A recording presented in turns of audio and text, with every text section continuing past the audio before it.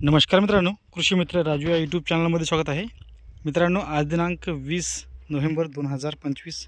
तर आपण यावर्षी मक्या पिकाची लागवड केलेली आहे, ती सुद्धा चिनी पद्धतीने। तर चिनी पद्धतीने हे आपल्यासाठी पहिलाच प्रयोग आहे आणि बाकीच्या शेतामध्ये आपण जी आपली पारंपरिक पद्धत आहे ती म्हणजे बेड पद्धत, 2 रोपांतर 9 इंच ही पद्धत आपली साधारण 9 एकरमध्ये आहे आणि चिनी पद्धत जी आहे ही आपली साधारण 5 एकरमध्ये आहे। त्याच्यामध्ये सुद्धा आपण 2 पद्धती त्याच्यामध्ये केलेल्या आहेत। एक आपण 4.5चा जी ड्रीप आहे ही 4.5ची आहे आणि एका शेतामध्ये आपण 4ची केलेली आहे।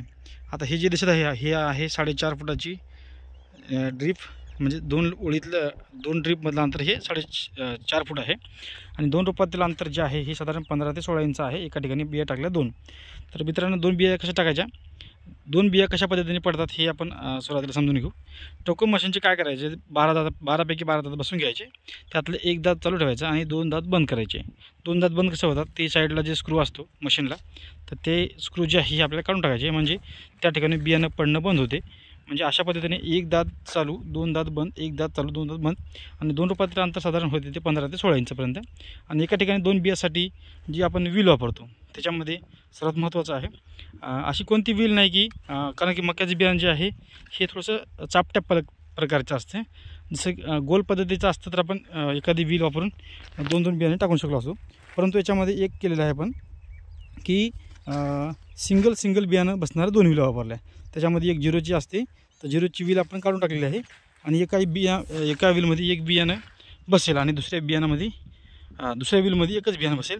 अशा 2 व्हील आपण एकाच वेळेस दोन्ही या चंद्राच्या कोर जे आहे हे आपण त्या ठिकाणी लावल्या होत्या आणि तुम्ही बघू शकता याला झाले आज रोजी साधारण 9 दिवस लागवड करून। जर्मिनेशन तुम्ही बघू शकता, साधारण 90 ते 95% जर्मिनेशन झालेलं आहे। जे काही आपल्या खाडा म्हणतो आपण, जे चुका झालेल्या आहेत हे आपण लगेच साधारण 90व्या दिवशी आपण याला चुकासुद्धा याच्यामध्ये भरून घेत आहोत, कारण की मशीनने 100% बियाणं पडलेलंच म्हणून अशी गॅरंटी नाही, किंवा मग एखादे बियाणं कशाने किड्याने खाल्लं, कशाने खाल्लं, मुंग्याने खाल्लं, तर असं सुद्धा त्या ठिकाणी होऊ शकते। म्हणून याच्यामध्ये अंतर जास्त असल्यामुळे आपल्याला याच्यामध्ये खाडे जे म्हणतो आपण, रिकाम्या जागा जे म्हणतो, हे या ठिकाणी आपल्याला भरावं लागेल। आता आपण अंतर या ठिकाणी मोजणार आहोत। बघू शकता 2 रोपांतर अंतर जे आहे हे, माझी वीज थोडीशी लहान आहे, तर हे 8 इंच, हे पुन्हा हे 8 इंच, म्हणजे 16 इंचापर्यंत हे 2 रोपातील अंतर हे आहे। एका ठिकाणी बियाणे संख्या आपण टाकलेली आहे 2-2, पाहू शकता 2-2 रोपं या ठिकाणी हे पडतात। मधला स्पेस साधारण 3 फुटाचा आहे। 2 ओळीतलं हे जे अंतर आहे हे साधारण 1.5 फूट आहे। 2 रोपातील अंतर 15 इंच आहे। या पद्धतीने आपल्याला या पद्धतीमध्ये हे जे आहे 4.5 फूट, याच्यामध्ये आपल्याला साधारण 8 किलो बियाणं लागलं। बरेच जण म्हणतात की 10 किलो बियाणं लागते, तर अंतरामध्ये त्याच्यामध्ये फरक असू शकते। हे आता 4.5 फूट आहे, त्याच्यामुळे बियाणं 8 किलो लागलं आणि जे आपलं 4 फुटाचं आहे त्याच्यामध्ये थोडंसं बियाणं 2 एकरमध्ये आपल्याला साधारण 4.25 बॅग, साधारण 9 किलोपर्यंत बियाणं 2 एकरमध्ये आपल्याला म्हणजे एकरी 9 किलोप्रमाणे 4 फुटाच्या ड्रीपवर आपल्याला लागलं आणि 4.5 वर जे आहे हे साधारण 8 किलो आपल्याला एकरी बियाणं या ठिकाणी लागलेलं आहे। आणि खताचं व्यवस्थापन आपण कशा पद्धतीने केलं बघू शकता। तर हे ड्रीप आहे आणि बेसल डोसामध्ये आपण 14-35-14 एकरी 1 बॅग घेतलेली आहे याला, आणि 1 बॅग दाणेदार सिंगल सुपर फॉस्फेट एकरी 1 बॅग याला दोन्ही याच्यामध्ये फेकून दिलेलं आहे मिक्स करून। आणि पाणी जे आहे हे आपण 2 टप्प्यामध्ये केलेलं आहे। ही शेत आहे 3 एकर साधारण, तर त्याच्यामध्ये आपण 2 टप्पे केलेले आहे। 5 HP मोटर आहे, 35चं हेड आहे, CRI मोटर, तर 2 टप्प्यामध्ये एकदम जबरदस्त भिजून जाते। साधारण 70 पायपानंतर ही या ठिकाणी ही येते आणि 1.5 एकरपर्यंत हे भिजवते आरामशीर। तर ही ड्रीप आहे पेप्सी ड्रीप। तर ही ड्रीप आपल्याला साधारण जे बंडल आहे हे आपल्याला पडलेलं आहे 2400 रुपयापर्यंत। इंडिया ॲग्रोची ड्रीप आहे, 1000 मीटरचं बंडल येते। 4.5 फूट जर तुम्ही करत असाल साधारण एका एकरसाठी 3 बंडल हे लागतात।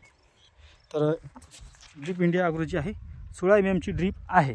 साधारण 2-3 पिकं जरी आपल्या याच्यामध्ये निघाले तरी आपण याच्यामध्ये जी आपली मेहनत आणि उत्पादन जे आहे 100% वाढणारच आहे, परंतु याच्यामध्ये बचत जी आहे पाण्याचीसुद्धा होते, कारण की आपल्या मागे यावर्षी साधारण 13 ते 14 एकर क्षेत्र हे भिजवायचं आहे।